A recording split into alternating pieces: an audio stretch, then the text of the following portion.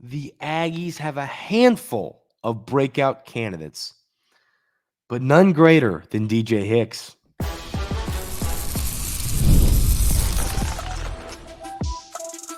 You are Locked On Aggies, your daily podcast on the Texas A&M Aggies, part of the Locked On Podcast Network, your team every day.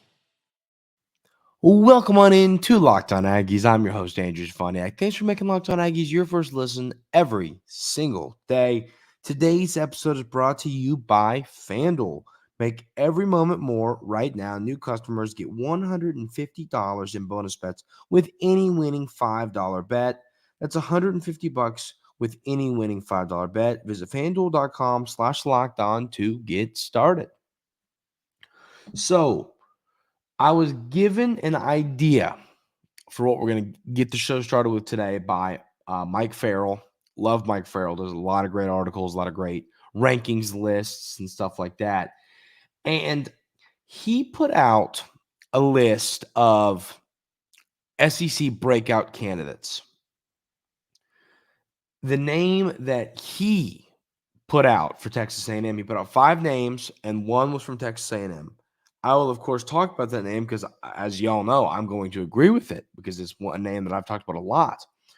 But I don't think that name is the most significant breakout candidate on this roster. And we'll get to who that name was here in a minute. But first, I think that DJ Hicks is the most primed for a breakout season player on this team. My reasoning for that, it's pretty simple. I think this dude is uber talented. And this is something I've said before. Last season, he was buried behind an absolutely dominant offensive line. And ironically, this year, I don't think he's going to be playing starter snaps. Last year, you really didn't see him. And as I have said time and time again, he was a freshman in the trenches. That is not a bad thing. That doesn't mean there's something wrong with him. That doesn't mean he's not a good player.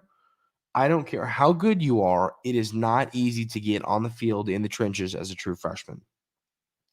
So this season, I anticipate him playing a lot more snaps, and I still think it's going to be as a backup.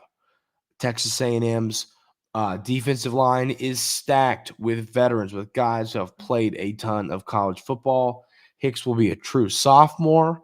So, yes, I think he's a guy who plays 25 snaps a game, every game. He's a guy who ends up playing, 300-something snaps. And then his junior year, he's going to really, really be great. Now, I do kind of also have this feeling, I think that Hicks might be a backup. Once again, when I say backup, I mean he's still going to play relevant snaps, but I still think he might be a backup to start the year. But I think he's going to make it really hard to keep him off the football field. And you have to remember, I could sit here and run through about 10 names on Texas A&M's defensive line where I would say the same thing. Hey, this guy is going to make it really hard for him to not be on the field. That's just the reality here. This potential with first, second, third round pick potential in the NFL draft, this defensive line is stacked. So junior year DJ Hicks is going to be an absolute menace. I think he's the guy who plays not every, you know what I mean, but like starter snaps. This year's DJ Hicks, I think, is a guy who is going to make it hard to have him not on the field. I think he's going to play a lot of snaps, but I don't think that he's going to be playing like starter snaps. So I'm looking at Hicks and I'm telling you, I think this kid's going to have a really big impact. He showed flashes last year when he got his opportunities. And I think that this year is the year where he really breaks onto the scene. I'm fully convinced of that. I'm fully convinced he's ready to have a huge year. So I think the SEC's ready. I think Texas A&M fans are ready. Let's see DJ Hicks develop that 5-star talent we know he possesses.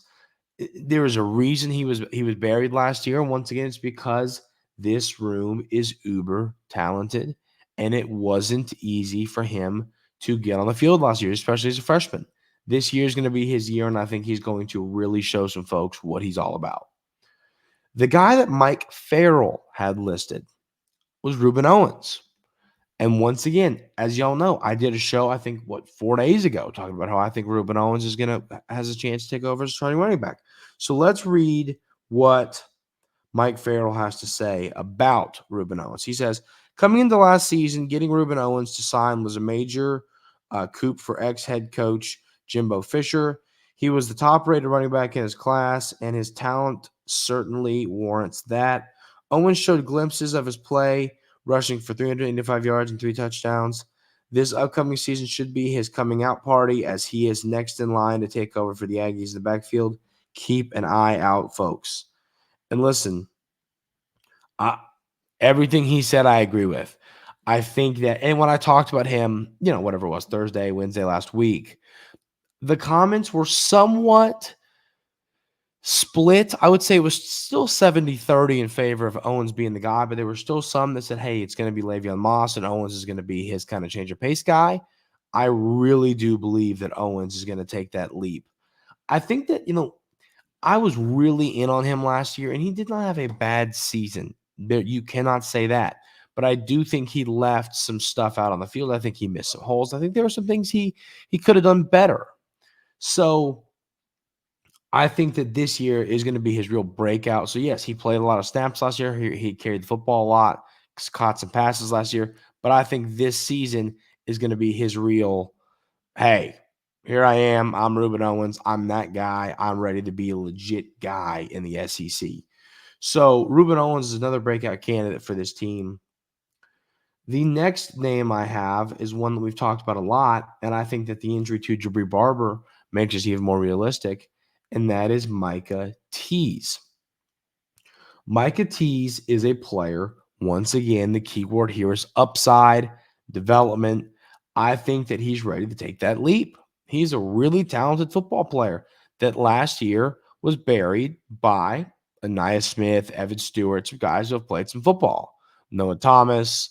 He was in a hole that it was hard to come out of because, there's only a handful of receivers out there, and the guys out there were really talented. And, he's back. He's ready for another season. And I just think he's a guy, especially with his Jabri Barber injury, which I read an article that came out, and it was an interesting source. So don't quote me on this, but I just, my concerns and once again, if anybody's seen any updates on Jabri Barber, I haven't seen any written in stone updates, but it sounds like this could be a true, hey, we don't see the guy this year. And he gets a medical red shirt of some kind. But let me know if y'all have seen anything. I've done some digging and can't really find much on it. But so I think Micah Tease can really step up and be that guy that Texas A&M needs. And is it in a starting capacity? I don't know about that. But I do think that he plays a role. I think he plays a legitimate role for this Texas A&M team, and I think it's a good role, and I think could he have 400 receiving yards? Sure. And that's as a not a starter. So, I mean, if he does that as not a starter, you're really impressed. And then I think, the following season, you're going to go, oh, wow, I think you're going to have some guys potentially leave for the NFL draft after this year, receiver, to where the gate will be wide open for Micah Tease to take over as that dude next season. Be a guy this year, but next year be the dude. The next name I have is Donovan Green. Before the ACL tear, the season before, Donovan Green, played a lot of snaps, did a lot well. But I still don't think you could say he technically broke out. And I think, as y'all know, I am very pro Donovan Green. I think he's got a huge season ahead of him. So I think that Donovan Green is a guy who is easy to define as a breakout candidate. I think he's going to have a great season. I think he's going to put up big numbers, and I think he's going to have an all-around great year for the Aggies. So I'm really excited to see what he does this year because I think he's going to be a star, and I think he's going to come back better than ever from this ACL tear and have a massive year. Leave your other breakout candidates in the YouTube comments. There's some defensive linemen you could have gone with. Other than DJ Hicks, there's a lot of names you could have gone with. So let me know those in the YouTube comments. We're going to talk a little bit about where the Aggies land in our recent SEC power ranks and where Conner Weigman ranks in our recent SEC quarterback power ranks. We will have those two conversations coming up right here on Locked On Aggies. But first, I got to tell you about our friends over at FanDuel. It's winner take all time in the NBA and NHL, and FanDuel is giving you a shot to bring home a big win of your own. Right now, new customers get $150 in bonus bets with any winning $5 bet. That's $150 to bet on spreads, money lines, player props, and so much more. I really do love using the FanDuel app. It's easy to use. It's fun to use. You should not be using any other betting app other than FanDuel. It is the best place to go wager on all of your sports needs. It's what I use. It's what you should use. It is a ton of fun. Visit FanDuel.com/lockedon and make every playoff shot count. FanDuel, America's #1 sportsbook.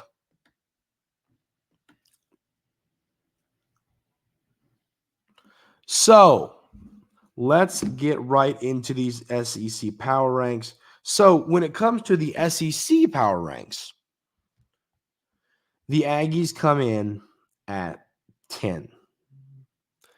Now let's break that down. How do we feel about that? So the list here goes Vandy, Mississippi State, Arkansas, South Carolina, Auburn, Florida, Texas A&M, Kentucky, Oklahoma, LSU, Tennessee, Missouri, Bama, Ole Miss, Texas, and Georgia.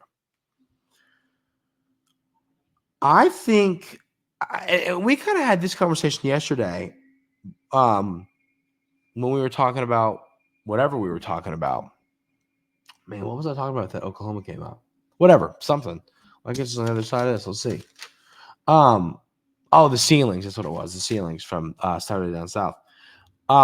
So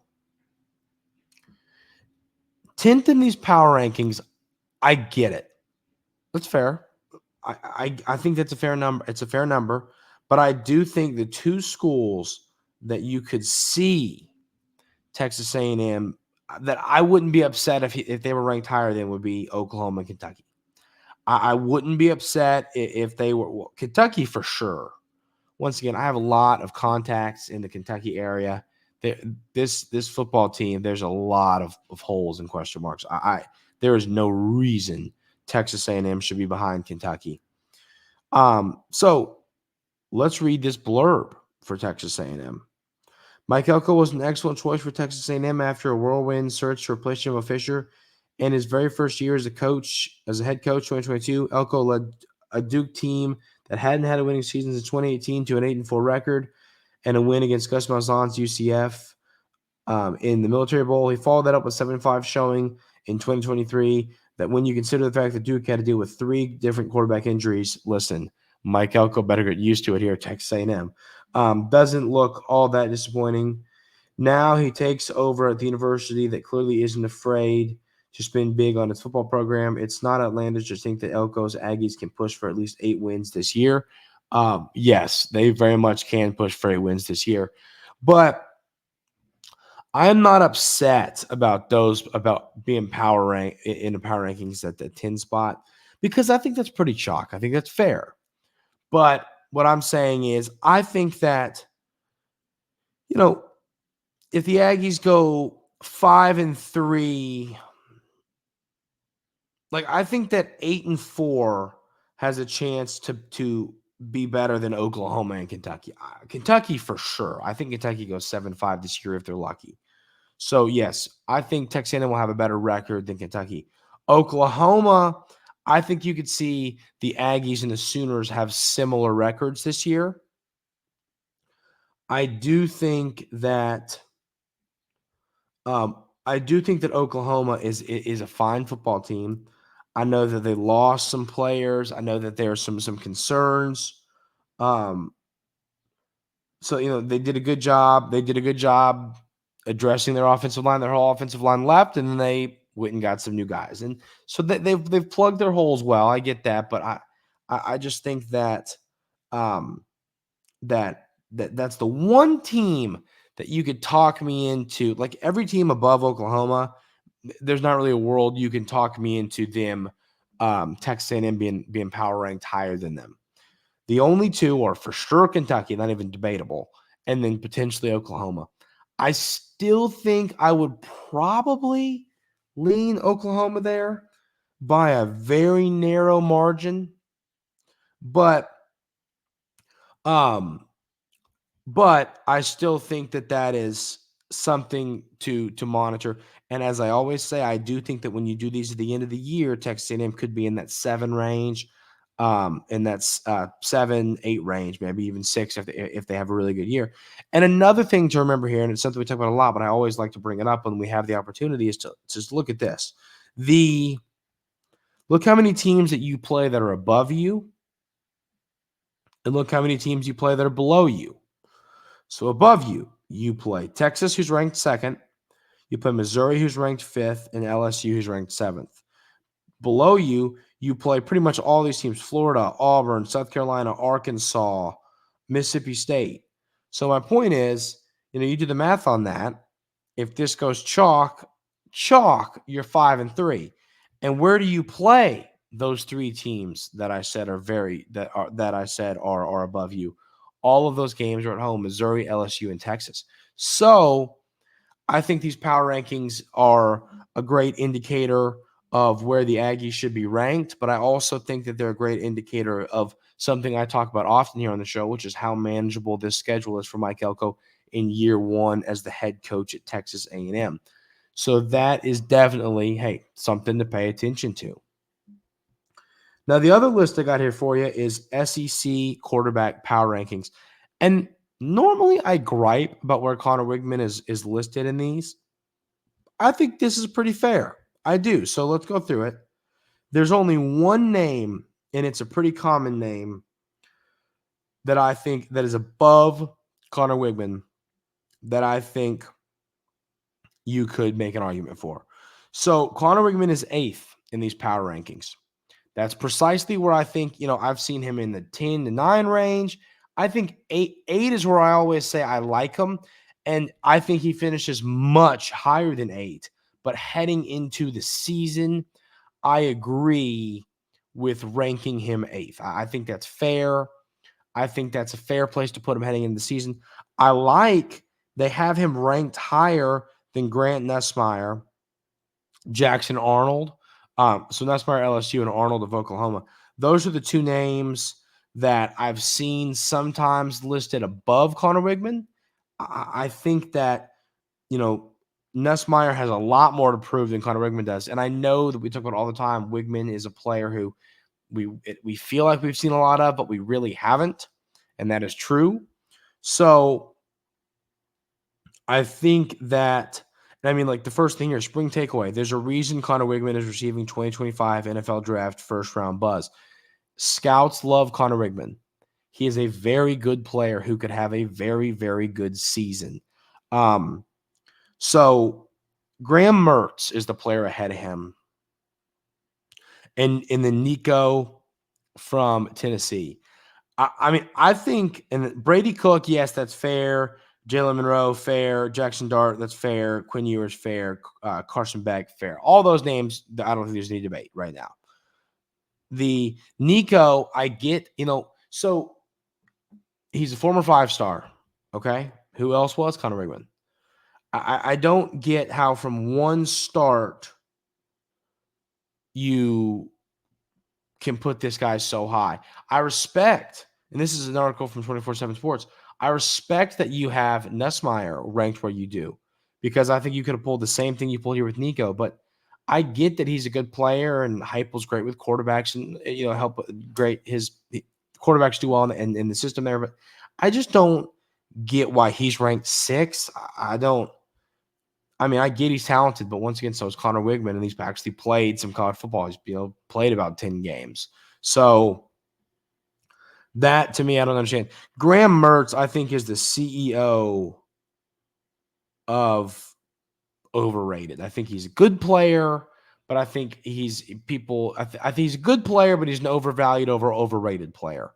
I think he'll be fine at Florida. I think he'll have a good year. I think he'll be a guy who gets drafted in the 7th round of the NFL draft potentially, that type of player.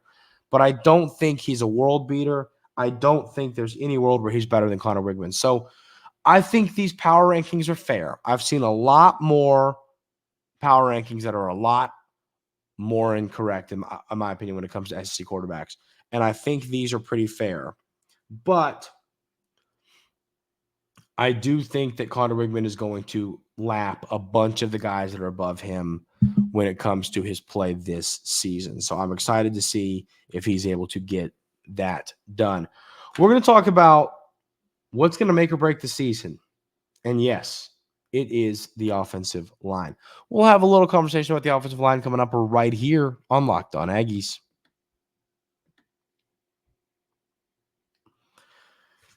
All right, game off. We got to pause here to talk more about Monopoly Go. I know what you're saying, flag on the play. You already talked about that, but there is just so much good stuff in this game.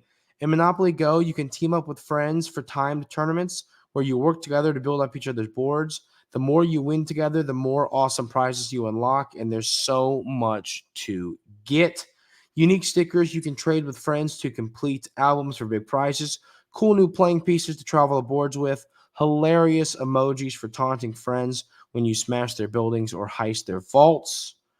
Plus, Monopoly Go feels new and exciting every day with constantly changing tournaments and challenges. A ton include their own unique mini games like digging for treasure or robot machines, and there's always new timed events that help you win big, like massive multipliers for everything you win or rent frenzies. There's always something fun to discover in Monopoly Go, so get off the bench and go download it now, free on Google Play or the App Store. Game on. So, I wanted to have a little short offensive line conversation. We talk a lot about the offensive line. We've talked a lot about this position group. And I think it's a group that they're going to make or break this season. It's pretty safe to say that the offensive line, I've talked about the importance of offensive line when it comes to an offense working. If you don't have a good offensive line, you're not going to have a good football team. It's just the sad reality of the game that we all love of college football. So, I think that a lot of people are out on this offensive line. And I'll be honest, do I feel great about it? No, not by any means do I feel great about it. But I really like Coach Adam Cushing. I believe that he can develop. I believe that he can turn players into NFL draft picks. I believe that he is going to be a solid developer of offensive line talent. So I think that hopefully he's had enough time to have gotten this unit ready for the start of the season and to have a good year. You need the offensive line to be good. Listen, the offense does not work if the offensive line isn't good. If they aren't creating holes in the running game and they aren't giving Conner Weigman time in the pocket, let's just call a spade, it's not going to work. This offense will not flow. It's not going to be good. You're not going to score that many points. You're going to lose a lot of football games. And it's a sad reality that pretty much this entire season is going to come down to how good this one unit can play. But that's just the reality of the game of football. You have to have a good offensive line. I don't think that the offensive line is going to be a strength to this team, but I also think it's going to be good enough to not be a weakness. I know there's a lot of people that are more concerned about it than I am, but yes, I am concerned. I just believe that if the offensive line struggles, Coach Klein will find a way to scheme around that. You can do that. You can create it's there's still times that it's gonna hurt you, but you can scheme a little bit around a bad offensive line. You don't want to have to do that, but I'm just saying you can do that. So I think this offensive line is definitely a huge question mark. Bryce Foster leaving is weird, and you're going to probably have to start the Utah transfer, and there's a lot of moving pieces, and a lot of guys who we don't even know if they're going to play tackle or guard. There's a lot of stuff going on when it comes to the offensive line position, but I do think that this coaching staff is going to be able to get this unit, get the best 5 out there, and get this unit together to where it's not a strength of this team, but it's not a horrible weakness. So, yes, you're allowed to be concerned about the offensive line. I am concerned about the offensive line, but I also do believe that they will be able to get it together good enough for this team to be really, really good. That's going to do it for today's episode of Locked On Aggies. Thank y'all so much for being here every single day. I really do appreciate it. I hope everybody has an outstanding rest of their day today, and we will see you tomorrow.